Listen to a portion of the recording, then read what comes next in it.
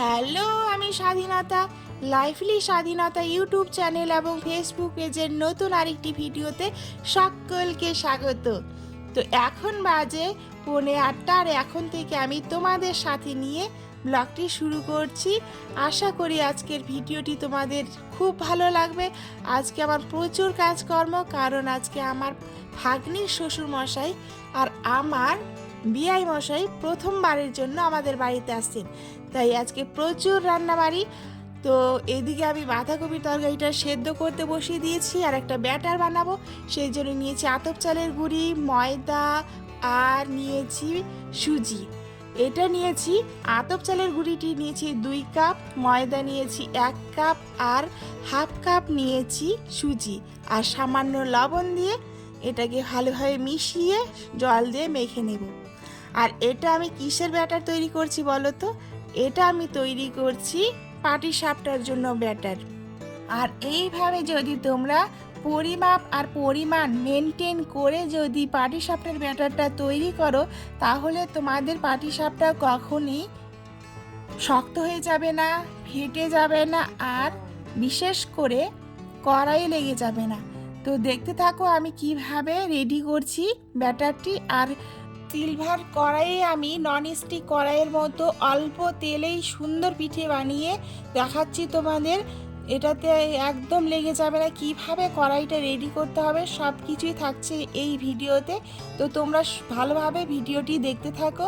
আর আমি হাতের সাহায্যে খুব তাড়াতাড়ি হয় ব্যাটারটি তৈরি করতে, সেই জন্য সুন্দর করে হাতের সাহায্যে ব্যাটারটি আমি রেডি করে নিলাম।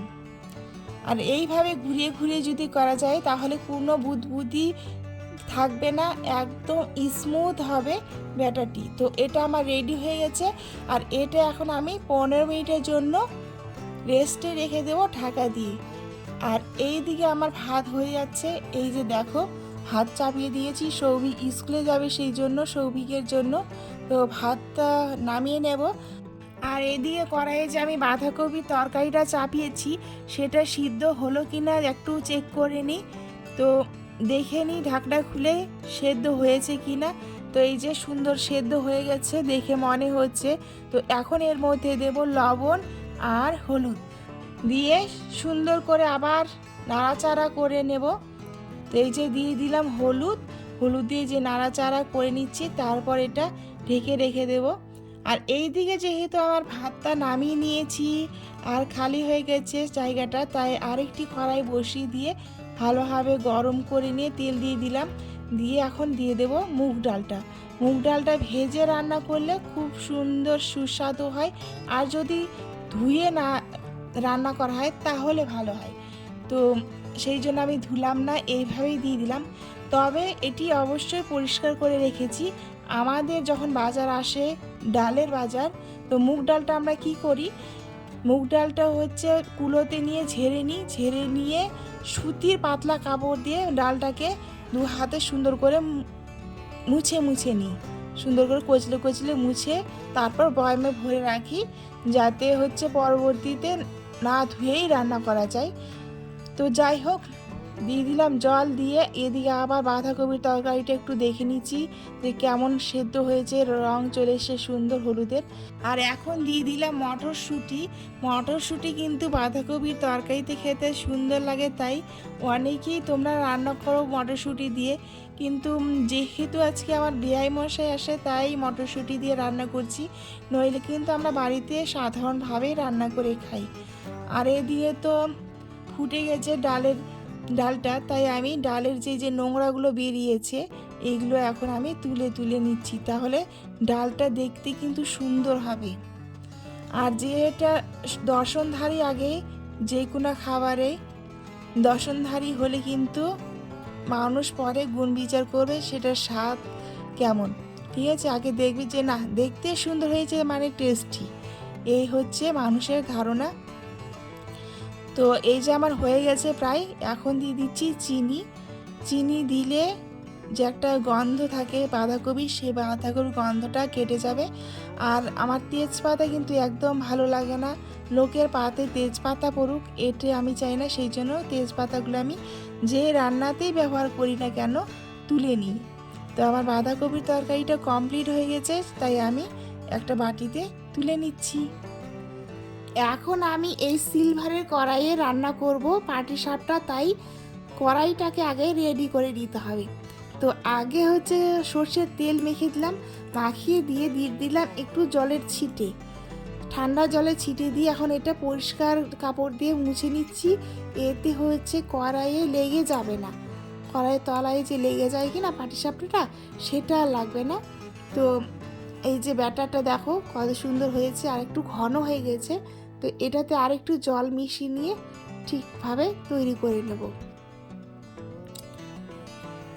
এই যে হাতা দিয়ে আর হাত লাগালাম না, এখন হাতা দিয়ে সুন্দর করে মেখে নিচ্ছি। তো এখন কড়াই একটু আবার তেল ব্রাশ করে নিব। আর আমাদের যদিও তেল ব্রাশ করার ব্রাশটা নেই, সেই জন্য সুতির কাপড়ে তেল মাখিয়ে তারপর হচ্ছে ব্রাশ করে দিলাম, করে দিয়ে তারপরে হচ্ছে দিয়ে দিলাম ব্যাটারটা। 1 চামচ ব্যাটার দেখো কত বড় হয়েছে। আর এটা কিন্তু অবশ্যই ঢেকে দিতে হবে, আর আঁচটা রাখতে হবে মিডিয়ামের চেয়ে একটু কম। আর এটা গতকালকে রাত্রে এটা আমি তৈরি করে রেখেছিলাম। এই দিয়ে গুড় দিয়েছি, নারকেল দুটো আছে, আর আছে দুধ। আর দুধের পরিমাণটা বেশি হয়েছে, তাই এরকম আঠা আঠা হয়ে গেছে। তো এই যে দেখো কত সুন্দর হয়েছে, আর সুন্দরভাবে উঠেও আসছিল, কিন্তু আমার গরম লাগছিল, সেই জন্য আমি আবার খুন্তি ব্যবহার করছি। এই যে দেখো এত সুন্দর ধবধবে সাদা আর সুন্দর হচ্ছে না, তোমাদেরও লোভ লেগে যাবে কিন্তু। তো দেখো কত সুন্দর হয়েছে পিঠেটা। আর এখন এটা দুই সাইডে একটু ভেজে নিলাম, হালকা করে ভেজে নিয়ে তুলে নেব।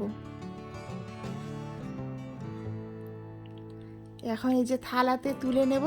দেখো কত সুন্দর হয়েছে, খুবই সুন্দর হয়েছে। এই যে তো সৌভিক ভাত খেয়ে রেডি হয়ে গেছে স্কুলে যাওয়ার জন্য, আর স্কুল চলে গেল। আর এই যে সব কটা পাটিসাপটা পিঠে আমি ভেজে নিয়েছি, আর এখন করে নিচ্ছি আলু ভাজা। দেখো কি সুন্দর হয়েছে আজকের আলু ভাজাটা, নতুন আলু ভাজা করলাম।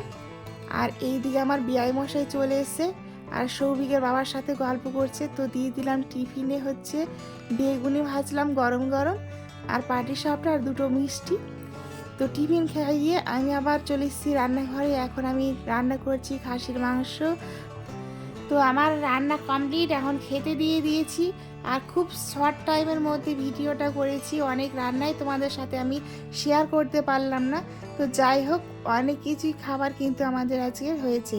এই যে এখন আমি দেখিয়ে দিচ্ছি আলু ভাজা, বাঁধাকপির তরকারি, আলু ভাজা বাঁধাকপির তরকারি, ডাল, খাসির মাংস, পাঁপড়, বেগুনি, আর টক পালংয়ের চাটনি। খেয়ে বিয়াই মশাই বেরিয়ে পড়লেন নেমন্তন্ন দিতে, আমাদেরও নেমন্তন্ন দিয়ে এখন উনি আরও অন্যান্য বাড়িতে দিতে হবে, অনেক জায়গায় যেতে হবে, সেই জন্য তাড়াতাড়ি বেরিয়ে গেল। আর এটা হলো নেমন্তন্ন কার্ড।